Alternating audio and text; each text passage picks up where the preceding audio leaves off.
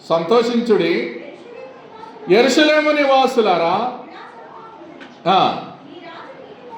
నీ రాజు నీతిపరుడును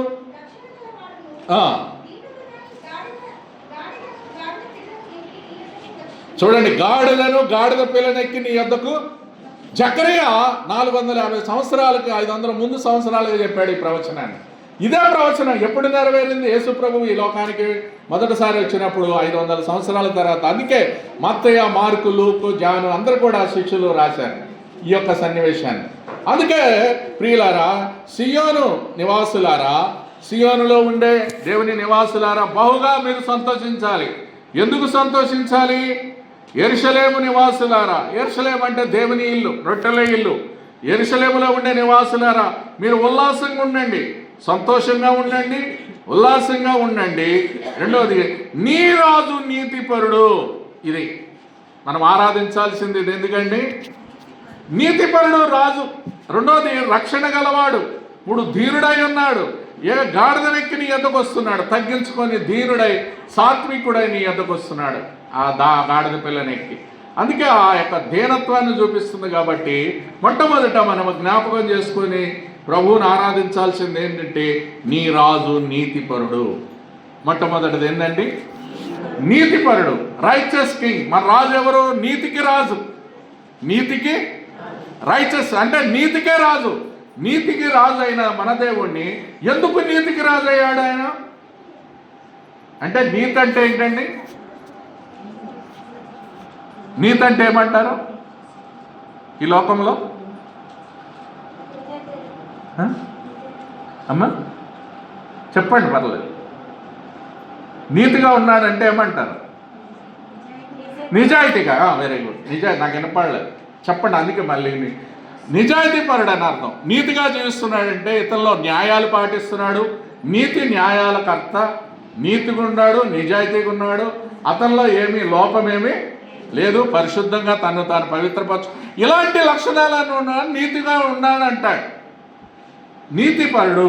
కాబట్టి ఆయనలో నీతిపరుడు కాబట్టి, ఆ రక్షణ గలవాడు కాబట్టి, ధీరుడై ఉన్నాడు కాబట్టి ఆయనను ఆరాధించాలి. ఎందుకంటే నిన్ను నన్ను మనము కూడా బైబిల్ ప్రకారం చూస్తే 3:10 చూడండి. రోమా 3:10లో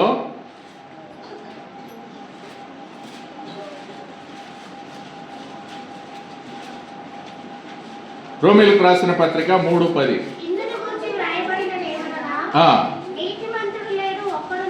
చూడండి.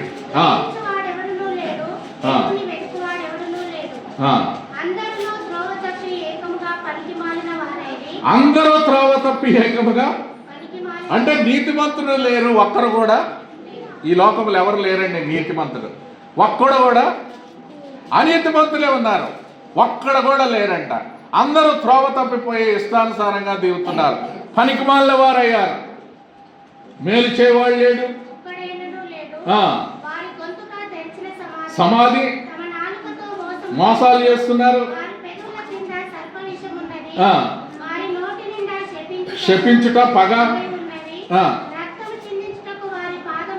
పరిగెత్తుచున్నవి,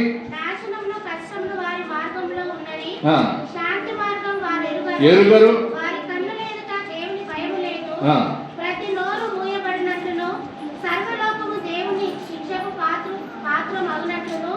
ధర్మశాస్త్రము చెప్పుచున్న వాటిలన్నిటినీ ధర్మశాస్త్రమునకు లోనైన వారితో చెప్పుచున్నదని ఎరుగుదుము. కాబట్టి ప్రియమైన వాళ్ళు ఇక్కడ చూస్తే వారి క్రియలు ఎలాగున్నాయో చూడండి. మేలు చేయట్లేదు, త్రోవ తప్పిపోయారు, పనికిమాలిన వారయ్యారు, నాలుకతో మోసం చేస్తున్నారు, పెదవుల కింద సర్ప విషం ఉందంట. సర్పం అంటే పాము, పాములాగా తిరుగుతూ సర్ప విషాన్ని పెట్టుకున్నారు. వారి నోటి నిండా శపించుట, పగ పెట్టుకున్నారు నోట్లో. అంటే పగ ఉంది, శపించడమే కానీ మంచి వచనాలు రావట్లేదు. రక్తం, పాదాలు పరిగెత్తుతున్నాయి చంపడానికి, రక్తం చిందించడానికి. కాబట్టి నాశనము, కష్టము వారి మార్గాల్లోనే. శాంతి మార్గం వారు ఎరుగారు. వారికి అనేది దేవుని భయం కూడా. దేవుడే లేడు, ఇంకా దేవుడు లేడు అనేది ఎవరు? దేవుడు లేడని ఎవరు అనుకుంటారు? బుద్ధిహీనులు అనుకుంటారు. దేవుడు లేడని బుద్ధిహీనులు తమ హృదయంలో దేవుడు భయం కూడా లేదు వాళ్ళకు. మరి దేవుడు మనమెవరము? మనము దేవుని భయం ఉందనే వచ్చాం కదా అండి. మనమందరం ఎందుకు వచ్చామండి? దేవుడు లేడంటే లేడనేవారు బుద్ధిహీనులు అంటే బైబిల్ చెప్తుంది. కీర్తనలు 14:1 చూడండి, 14. మరి మనం ఎవరమో అంటున్నాను.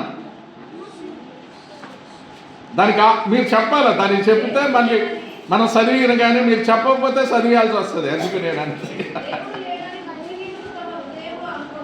దేవుడు లేడని బుద్ధిహీనులు తమ హృదయాల్లో దేవుడు లేడు, భయం లేదు. మరి మనమెవరము అన్నాను నేను.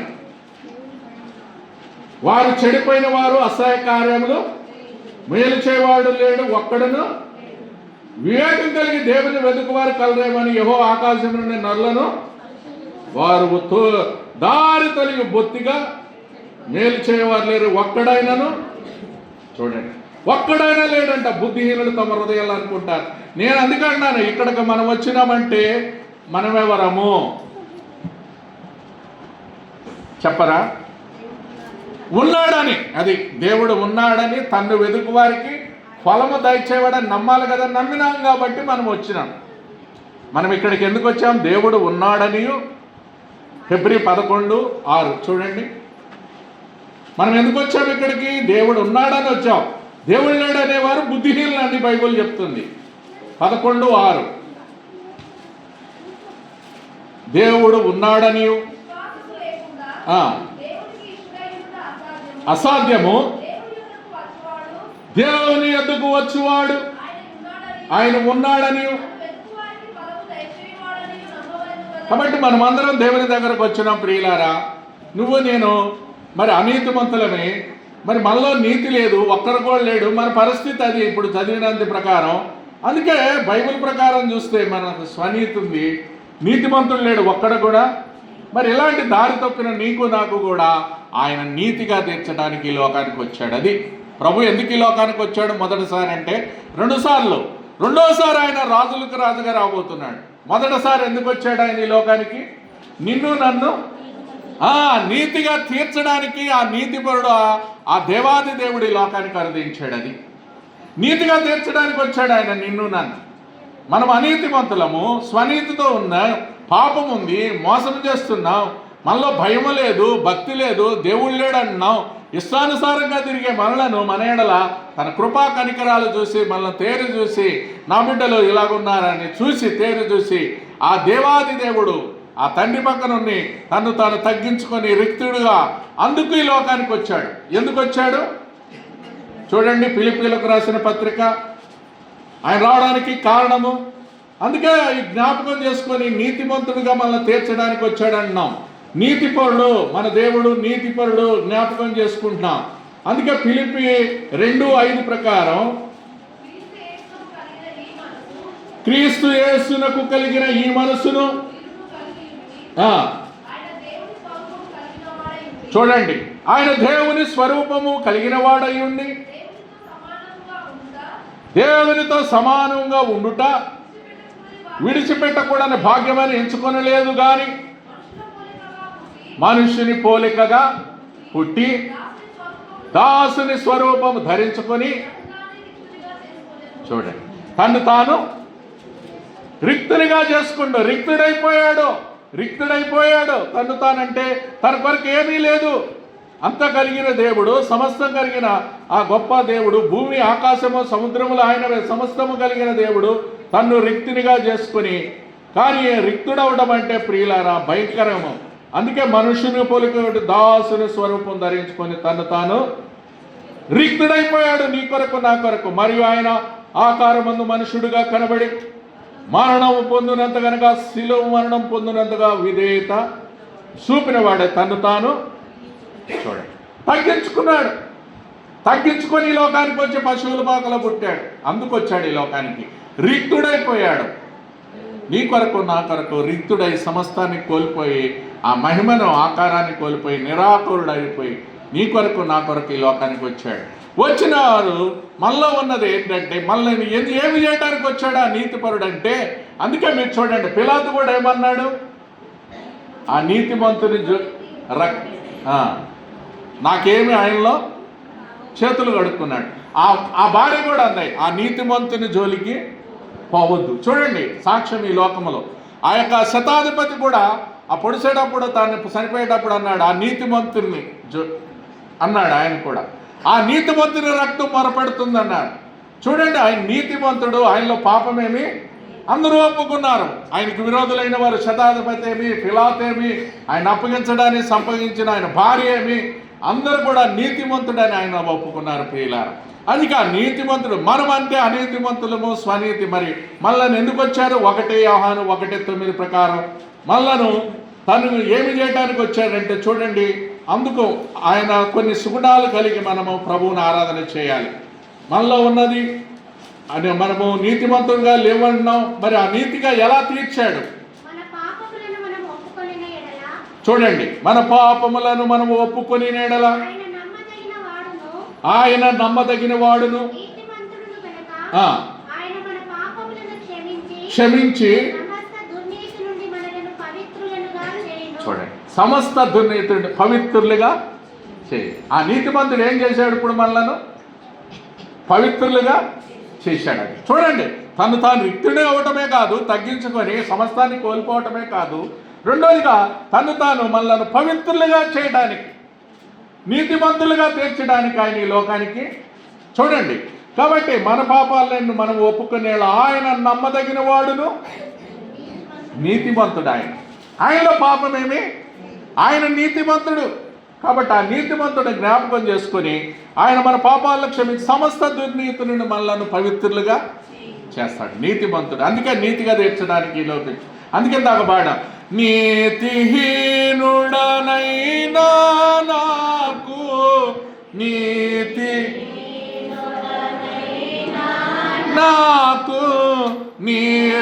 రక్షణ వస్త్రములను, నీతి రక్షణ వస్త్రములను ప్రీతితో నొసగిన మీతి రాజా, ప్రీతితో నీతి రాజా.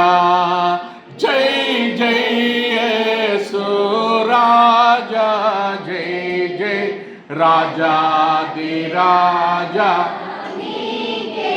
జై జై రాజాది జై. ఆయన రాజులకు రాజు. ఆ రాజు నీతిపరుడు ఈ లోకానికి వచ్చాడు. నీతిహీనుడైన నన్ను నీతిగా మనలను చేయటానికి వచ్చాడు, పవిత్రులుగా చేయడానికి వచ్చాడు, పాపాన్ని తీసివేసి అందుకు ఆరాధన చేయాలి. యెషయా గ్రంథం 53:11.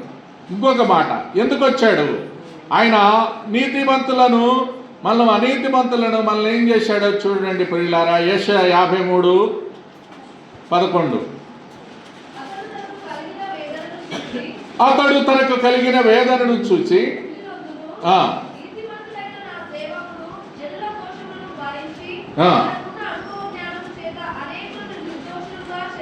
చూడండి, నీతిమంతుడైన నా సేవకుడు జనుల దోషములను భరించి తనకున్న అనుభవ జ్ఞానము చేత, అంటే తను కూర్చిన జ్ఞానము చేత అనేకులను నిర్దోషులుగా చూడండి. ఆ నీతిమంతుడైన సేవకుడు నన్ను నిర్దోషులుగా చేయడానికి వచ్చాడు, దోషాలను తీసివేయడానికి. మన అతిక్రమాలు మళ్ళీ ఏమున్నాయి చూడండి, 5వ వచనం 53:5. మన అతిక్రమ క్రియలను బట్టి అతడు గాయపరచబడను, మన దోషములను బట్టి నలగొట్టబడిన, మన సమాధాన అతని మీద అతడు పొందిన దెబ్బల చేత మనకు మన అతిక్రమాలు, మన దోషాలు, మన యొక్క క్రియలను బట్టి, మనకు కలిగిన దాన్ని బట్టి ఆయన నీతిమంతుడుగా తీర్చడానికి, తనకున్న జ్ఞానాన్ని మనకు నిర్దోషులుగా చేయడానికి ఆ నీతిమంతుడు వచ్చాడు. నన్ను ఆ నీతిమంతుడైన సేవకుడు ఏం చేస్తున్నాడంటే నిర్దోషులుగా, దోషము లేకుండా చేస్తున్నాడు. దోషం ఉందంటే అర్థం ఏంటంటే పాపము ఉన్నట్టే. ఆ పాపం ఉంది మనలో, ఆ దోషమైన బీజం ఉంది. ఆ పాపాన్ని తీసివేయడానికి, కడగడానికి ఆయన అమూల్యమైన రక్తము, నిర్దోషమైన నిష్కళంకమైన రక్తము చేత కడిగి శుద్ధీకరించడానికి ఎట్టో వచ్చాడు, అలా తీర్చడానికి. రోమా 3:24. ఇంకొక, అందుకే నీతిగా తీర్చడానికి వచ్చినాడు. అది జ్ఞాపకం. ఆ నీతిపరుడు నన్ను నీతిగా చేయడానికి వచ్చినది జ్ఞాపకం చేసుకోవాలా. ఈ యొక్క జయము నేను స్తుతించాలి. ఎలా స్తుతించాలి? ఆ, నమ్మువారు ఆయన కృపచేతనే కాబట్టి నమ్మువారు కృపచేతనే క్రీస్తు యేసునందుల విమోచనము ద్వారా ఉచితముగా నీతిమంతులమని తీర్చబడుచున్నారు. చూడండి, అంటే ఉచితంగా నీతిమంతులుగా దోషాలను క్షమించాడు. ఉచితంగా పుక్కటకం ఆయన అమూల్యమైన రక్తము చేత మనల్ని ఏం చేశాడు? నీతిమంతులుగా తీర్చాడు. మన అతిక్రమాలను మన దోషాలను ఆయన భరించాడు. ఆయన సమస్తాన్ని రిక్తుడైపోయాడు కాబట్టి ఆయన ఆరాధన చేయాలి. ప్రభువా, నువ్వు ఎంతగా ప్రేమించినావు నన్ను, ఎంతగా కలువరి ప్రేమ. దేవుడు లోకమును ఎంతో ప్రేమించాడు. ఎంతగా ప్రేమించాడంటే తన ఏకైక కుమారుడిగా ఈ లోకానికి వచ్చి తను తాను తండ్రి కుమార పరిశుద్ధాత్ముడు ఒక్కడే త్రియేక దేవుడు. ఆ దేవుడు మహిమను తగ్గించుకొని ఆ ఆదాము చేసిన పాపానికి, పితరులు చేసిన మన పితరులు ఆ పాపాన్ని, దోషాన్ని, అతిక్రమాలు వీటన్నిటినీ స్వనీతిని కొట్టివేయడానికి, అందరూ నీతిగా అనీతిగా జీవిస్తూ త్రోవ తప్పిపోయారు. వీళ్ళు ఎలా సరి చేయాలంటే ఆయన ఈ లోకానికి వచ్చాడు. మొదటి ఆదాము ఆజ్ఞ అతిక్రమించి పాపం చేసి తను తాను పాపములో పడిపోయినప్పుడు కడపటి ఆదాముగా యేసు ప్రభువు రావాల్సి వచ్చింది. ఆ నీతిపరుడుగా సేవకుడికి లోకానికి వచ్చాడు, అరుదెచ్చాడు. మన దోషాలను కూడా రెండోది భరించాడు. మూడోదిగా మనలను నీతిమంతులుగా తీర్చి పుక్కడ ఉచితంగా నీతిమంతులుగా తీర్చాడు. అంతే కదమ్మా. తీర్చుడు ద్వారా మనకు నాలుగోది ఇంకొకటి ఏమొచ్చింది, అలా చూడండి. రోమ 5:1 ఏమొచ్చింది మనకు? కాబట్టి తీర్చబడి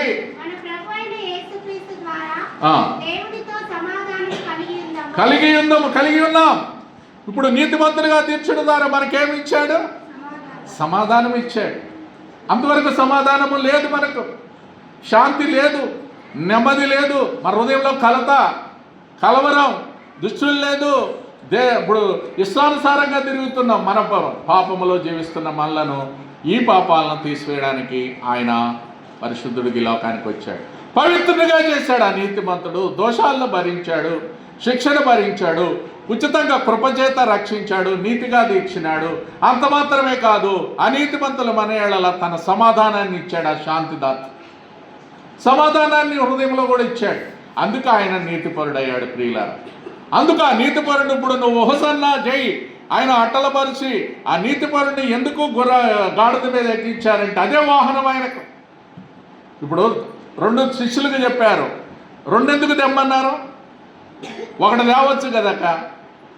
ఇప్పుడు మొదటిసారి చూడండి. అందుకే మనము కూడా ఆ కట్టబడి ఉన్న గాడిదని విప్పించాడు. మనము కూడా పాపము, కట్లలో, బంధకాల్లో ఉన్నాం. శాపములో, మోసము ఈ లోకంలో జీవిస్తే ఇష్టానుసారంగా ఉంటే ఆ కట్టబడి ఉన్న నిన్ను నన్ను కూడా బంధింపబడిన వారిని విడిపించాడు, బంధకాలు తెంపించాడు. దానికి విడుదల వచ్చింది. ఆ గాడిద పిల్లకి ఏమొచ్చిందన్న? విడుదల. కట్లాల నుంచి, బంధకాల నుంచి విడిపించి తీసుకొచ్చి ఇప్పుడు ఎక్కడ నడుస్తుందా గాడిద పిల్ల? మురికిలో ఉన్నది ఎక్కడో ఉన్నదాన్ని తీసుకొచ్చి ఇజ్రాయేలీల యొక్క యెరూషలేము వీధుల్లో బట్టలు పరిచారు. ఇప్పుడు బట్టల మీద నడుస్తుంది. అది కింద నడవాల్సింది ఎక్కడ నడుస్తుంది? బట్టలు వేసారు, ఆకులు పరిచారు. చూడండి దానికి ఎంత ఘనత వచ్చిందో. ఆ కట్టబడి ఉన్న గాడిద పిల్లకి ఎవరిని బట్టి వచ్చింది ఇప్పుడు ఆ ఘనత? ఎవరిని బట్టి ఆ బంధకాలు విడిపించబడ్డాయి? ఎవరిని బట్టి? ఆ నీతిపరుని బట్టి. అందుకే ప్రియులారా, ఆ చిన్న గాడిద పిల్ల మీద ఎక్కాడు. పెద్దది ఎందుకంటే ఆయన వాహనానికి, ఆయనకి జరగబోయే యెరూషలేములో నెక్స్ట్ ఇంకొక వారం, వచ్చే వారానికంటే సరిపోయే సిలువేస్తారు ఆయనను, ముందుగానే ఆయనను. అందుకే రాజు. ఈయనెవరో రాజులకు రాజు. అందుకే ఈ రాజు నీతిపరుడు. రెండోది ఆయన రాజులకు రాజు, ప్రభువులకు ప్రభు. చూడండి ఈ రాజు, చూడండి తిమోతికి రాసిన పత్రిక. ఆ రాజు ఎలాంటి వాడు? ఆ రాజాది రాజుని నువ్వు జ్ఞాపకం చేసుకోవాలి. నీతిపరుడు మాత్రమే కాదు, రాజులకు కింగ్ ఆఫ్ కింగ్ అండల్లా. 1 తిమోతి 1:17. అందుకే మట్టగా నీతిపరుడు. ఆ రాజుని జ్ఞాపకం చేసుకోండి. సకల యుగములలో రాజయ్యుండి. చూడండి, సకల యుగాల్లో రాజు. యుగాలు 7 ఉన్నాయి. నిష్కల్మయుగము. మనకి ఇప్పుడు కృపాయుగంలో ఉన్నాం మనం. యుగ సమాప్త అవుతుంది. ఏడో యుగంలోకి అది అయిపోతుంది. ఆ యుగం సమాప్తి. ఇప్పుడు అన్ని యుద్ధాలు జరుగుతున్నాయి, భూకంపాలు మొత్తం జరుగుతున్నాయి. కాబట్టి ప్రియులారా, సకల యుగములలో రాజై ఉండి దేవునికి అక్షయుడును అదృశ్యుడునగు అద్వితీయ దేవునికి ఘనతయు మహిమయు యుగములో కలుగును గాక. ఉన్నాయి. ఆయన అద్వితీయుడు, సకల యుగాల్లో రాజు అయి ఉండి అక్షయుడు అదృశ్యుడైన దేవునికి అద్వితీయుడు, సత్యదేవుడు ఆయన. అందుకు ఆయనను ఆరాధించాలి. ప్రభువా, నువ్వు సకల యుగాల్లో రాజువు.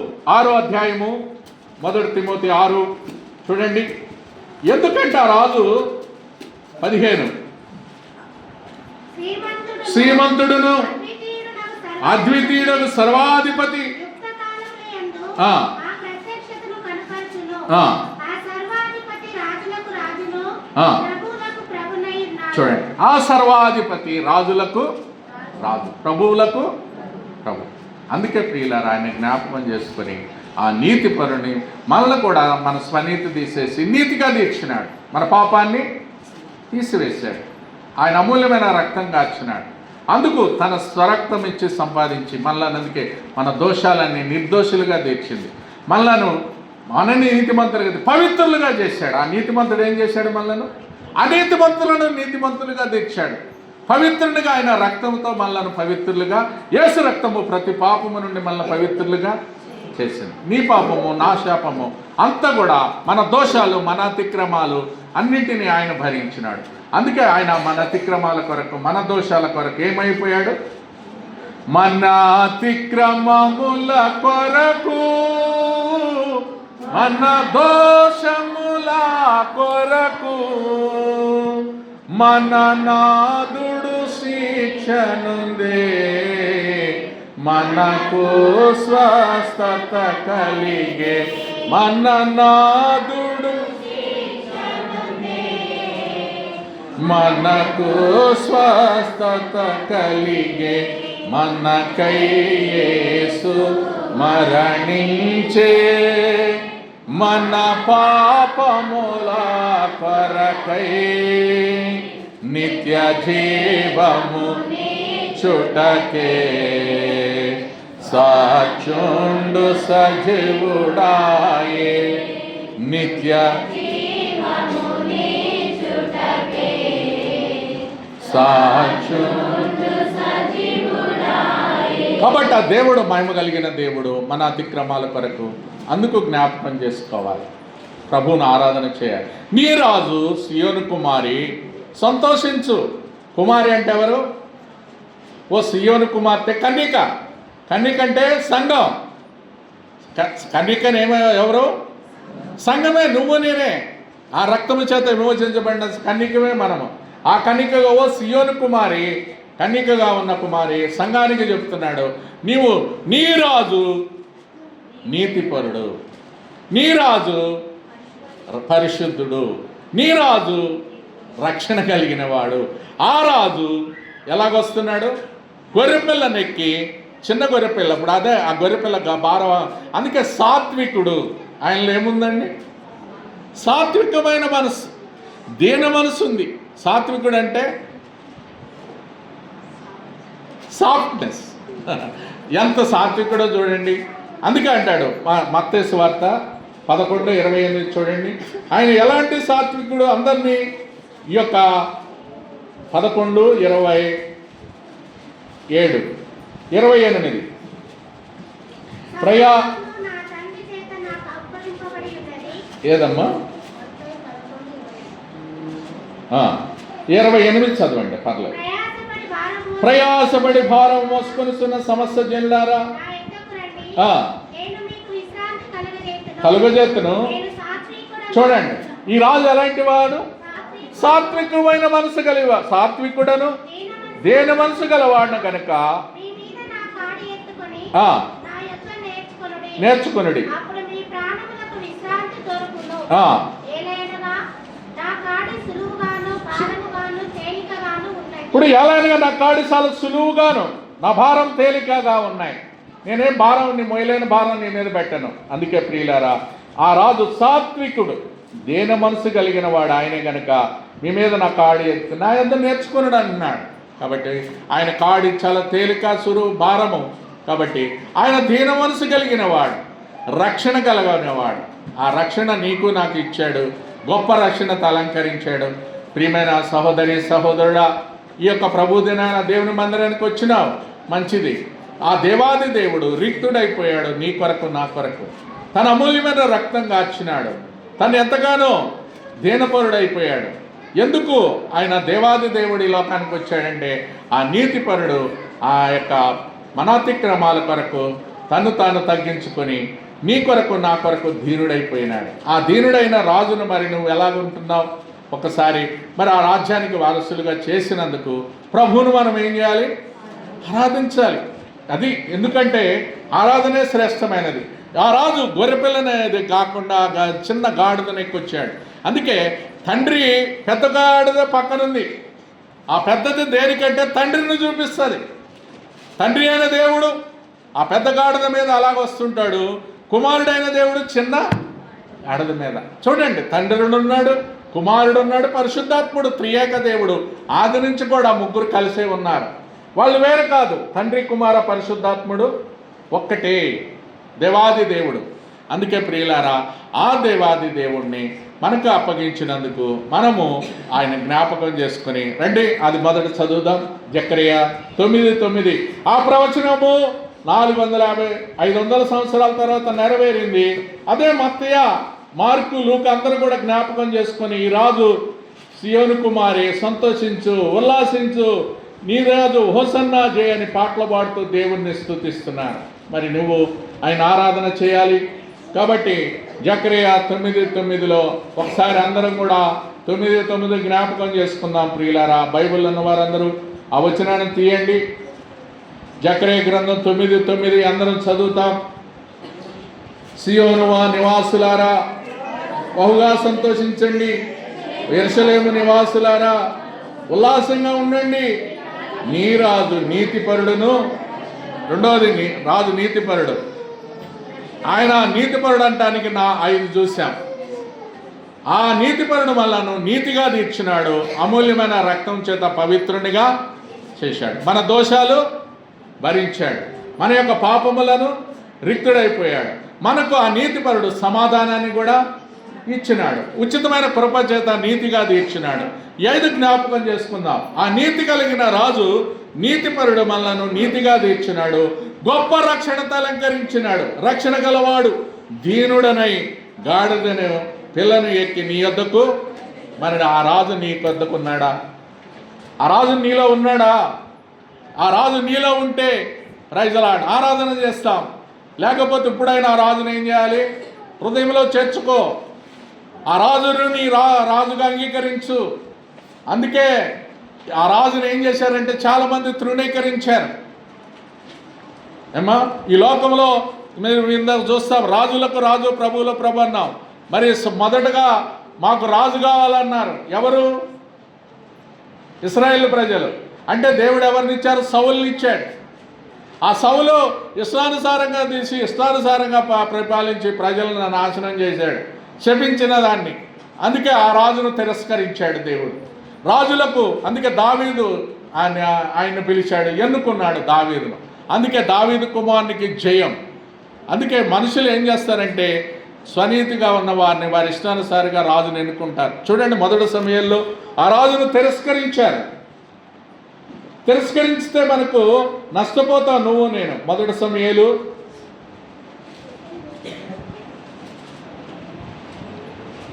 12:12.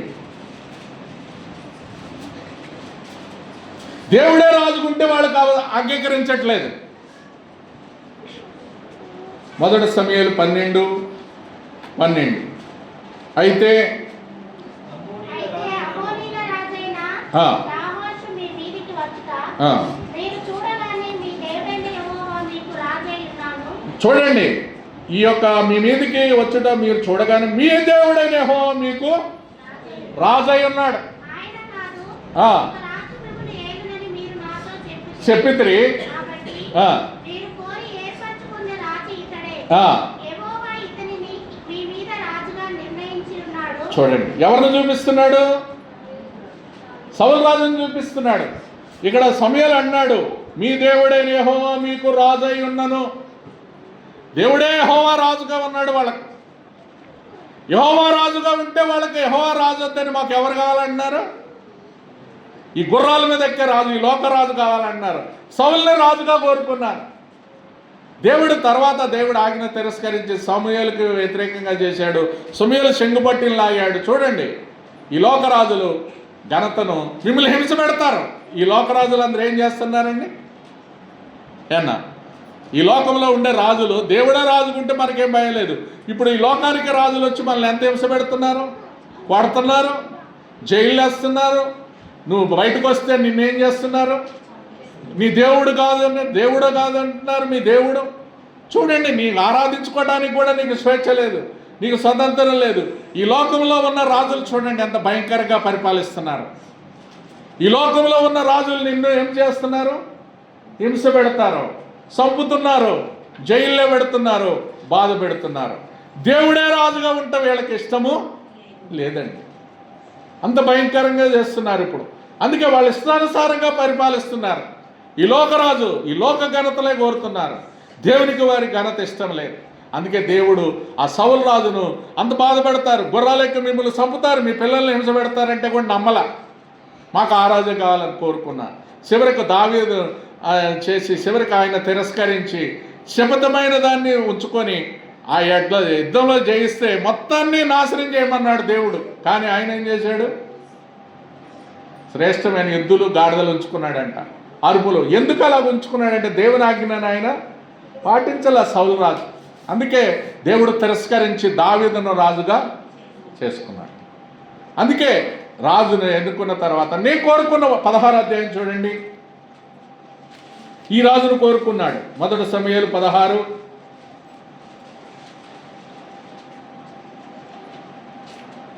7వ వచనం. అయితే యెహోవా సమూయేలుతో ఇలాగ సెలవిచ్చెను, అతని రూపమును అతని ఎత్తును లక్ష్యపెట్టకుము. మనుషులు లక్ష్యపెట్టువానికి యెహోవా లక్ష్యపెట్టడు. నేను అతని త్రోసివేసి ఉన్నాను. చూడండి, మనుషులు పై రూపమును లక్ష్యపెట్టుదురు గాని యెహోవా హృదయమును లక్ష్యపెట్టడు. మనుషులు పై రూపాన్ని లక్ష్య పెడతారు ఈ లోకంలో ఉండేవాళ్ళు, కానీ యెహోవా హృదయాన్ని లక్ష్య పెడతాడు. నీ హృదయం ఎలాగుంది అది ఆయనకు కావాలి. నా హృదయం ఎలాగుంది. అందుకే ఇక్కడ అన్నాడు, మనుషులు పై రూపాన్ని చూస్తారు, యెహోవా అంతరంగాన్ని. అందుకే హృదయము, నీ హృదయం అంతరంగం ఎలాగుంది సహోదరుడా? కాబట్టి హృదయం అన్నిటికంటే మోసకరైంది, ఘోరమైన పాపం ఉంది అందులో. అందుకే నా కుమారుడా నీ హృదయము ఇచ్చావా? ఇస్తే మంచిది, లేకపోతే ఇప్పుడైనా. అందుకే మనుషుడు దేవుడు హృదయాన్ని లక్ష్య పెడతాడు. అందుకే మొదటగా అమ్మినాదాబును తిరస్కరించాడు. తర్వాత అమ్మినాదాబు వచ్చాడు. తర్వాత యెషయా కుమారు 7 వచ్చారు. చూడండి 10వ వచనం. 7 కుమారులను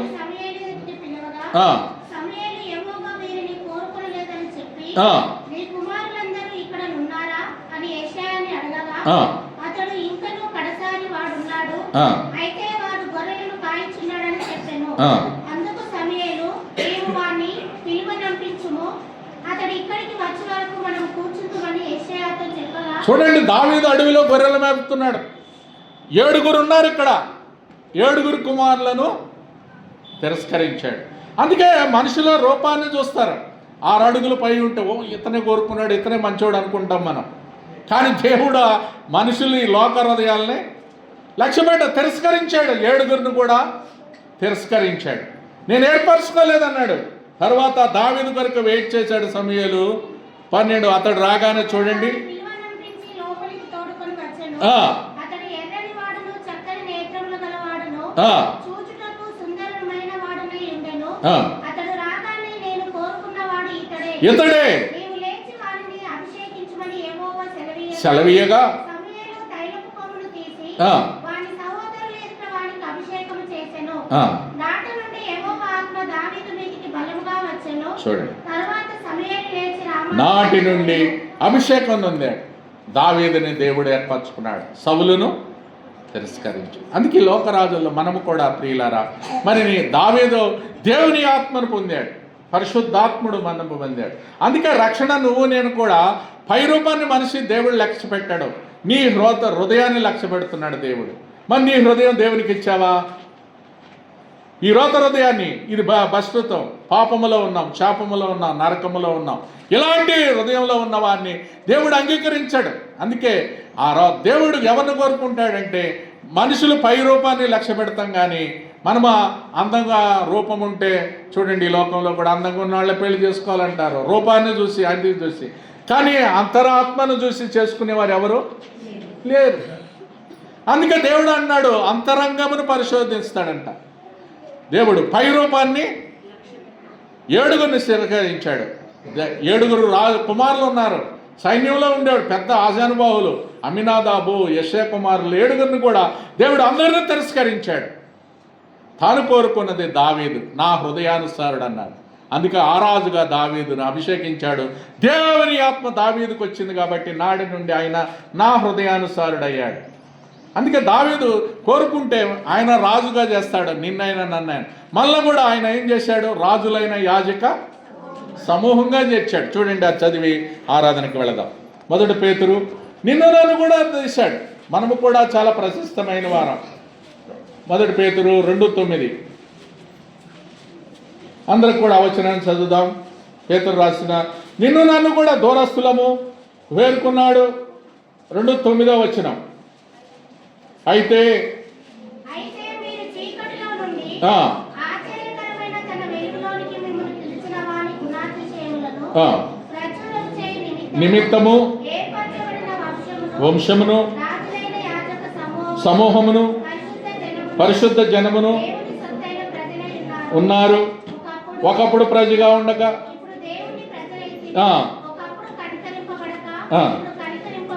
చూడండి, మనం ఇది అలాంటి కూడా మనము కూడా దూరస్తులం, పాపములో ఉన్నాం, శాపములో ఉన్నాం, అవిధేయులమై ఉన్నాం, చీకట్లో ఉన్నాం, అంధకారంలో ఉన్న మనల్ని కూడా దేవుడు వెలుగులోనికి తీసుకొచ్చి ఆయన గుణాతిశయాలు ప్రచురం చేయాలి, ఏర్పరచ రాజులైన యాజక సమూహంలో చేర్చాడు.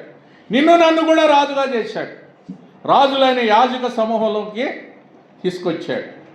ఆ వచ్చిన నువ్వు నేను కూడా దేవుని సొత్తు పరిశుద్ధులుగా తీర్చినాడు. అనీతిమంతుల్ని నీతిమంతులుగా తీర్చాడు. ఆయన రక్తంతో పరిశుద్ధునిగా చేశాడు. ఆ పరిశుద్ధునిగా చేసి దేవుని సొత్తు అయిన ప్రజలుగా చేశాడు. ఒకప్పుడు దేవుని ప్రజలం కాదు, ఇప్పుడు ప్రజలుగా చేశాడు. ఒకప్పుడు కనికరించలేదు, ఇప్పుడు కనికరించాడు. కాబట్టి ప్రభువుని, ప్రభువా మునుపు దూరస్తుడిని నీకు సమీపస్తులుగా చేశావు, మునుపు నిన్ను నేను ఎరగలేదు, నా హృదయం దూరంగా ఉంది, దగ్గరగా చేసుకున్నావు, నన్ను రాజులుగా చేశావు. రాజు అంటున్నాడు, నిన్ను నన్ను రాజకుమారి యువకుమారి అంటే మనమేమనుకుంటాం అండి? నువ్వు రాజులని యాజక సమూహం అని ఆయన చెప్తున్నాడు, అంతే కదా. మరి ఆయన రాజులంటే రాజకుమారుడు, కుమారులు ఎవరము? ఇప్పుడు రాజకుమారుడు ఏమవుతాడు? రాజు యువరాజు అవుతాడు. మరి మన తండ్రిని రాజు అంటున్నాం, మనము రాజుల కుమారులం అంటున్నాం. తను ఎందరు అంగీకరించిన వారికి అందరే కనుక తన నామందు విశ్వాస దేవుని పిల్లలు ఒకటకైనా. ఇప్పుడు రాజకుమారులు రాజే కాబట్టి నువ్వు దేవుని కుమారుడు అయితే దేవుని రాజు కదా, మన రాజు. ఆయన రాజులకు ప్రభువులకు. మరి ఆ రాజకుమారుడు నువ్వు కూడా రాణివే కదా, యువరాజులం మనం కూడా. అందుకే ఆయన రాజులకి ఎక్కడ కూర్చొని పెట్టాడు ఆయన సింహాసనం, ఎంత ధన్యులుగా చేశాడు కదా. అందుకు అది జ్ఞాపకం చేసుకొని మనకు కూడా ఇప్పుడు ఆ గాడిద పిల్లకు ఇప్పుడు దాకా కట్టబడి ఉంది, ఆ కట్లిప్పుకొచ్చి తీసుకొచ్చారు. ఇప్పుడు ఆ గాడిద ఎక్కడ నడుస్తుంది చూడండి, బట్టల మీద నడుస్తుంది, నూతన వస్త్రాల మీద నడుస్తుంది, ఆకుల మీద నడుస్తుంది, బట్టల మీద నడుస్తుంది. విడుదల దయచేసినాడు. నిన్ను నన్ను కూడా పాపమనే బంధకాల్లో ఉన్న తర్వాత ఆ రాజుని కలిగి ఉంటే నీకు కూడా ఘనత వస్తుంది. ఎవరిని బట్టి? ఇప్పుడు ఆయన దాని మీద కూర్చుంటే గాడిదకి కూడా ఘనత వచ్చింది. ఆ గాడిద పిల్ల మీద కూర్చుంటే దేనికి వచ్చింది ఘనత? ఆ గాడిదకి వచ్చింది. మనము కూడా గాడిదలు అంటే అంటారు ఒకసారి, ఒరే గాడిద నీకు అర్థం కాదా అంటారు తల్లిదండ్రులు. అనరు అండి. దేంతో పోలుస్తారు? దేంతో పోల్చరు? గాడిదతోనే పోలుస్తారు. ఎందుకు? ఒరే గాడిద అంటారు. అంటే అర్థం ఏంటి? ఎందుకు పోలుస్తున్నారు గాడిదతో అంటున్నాను? దీనత్వం కలిగినదని. అలాగే నువ్వు కూడా దీనుడు అయిపోవాలని, అంతే కదక్క. ఆ కట్టబడి ఉన్నావు, నిన్ను నన్ను బంధకాలు తెచ్చాడు. ఆ బంధకాలు తెచ్చి నీకు నా ఘనతలైతే ఘనత ఇస్తున్నాడు, రాజుగా చేస్తున్నాడు, యాజక సమూహంలో చేర్చినాడు. రాజులైన యాజక గుంపులో పెట్టినాడు. అంతగా చేసిన దేవునికి ఏమి అర్పించాలి మనము? కాబట్టి అందరం లేచి నిలబడదాం, ఒక పాట పాడదాం. పిల్లలు సండే స్కూల్కి వెళ్తారు, మనము కూడా ప్రభువుని ఆరాధన చేద్దాం.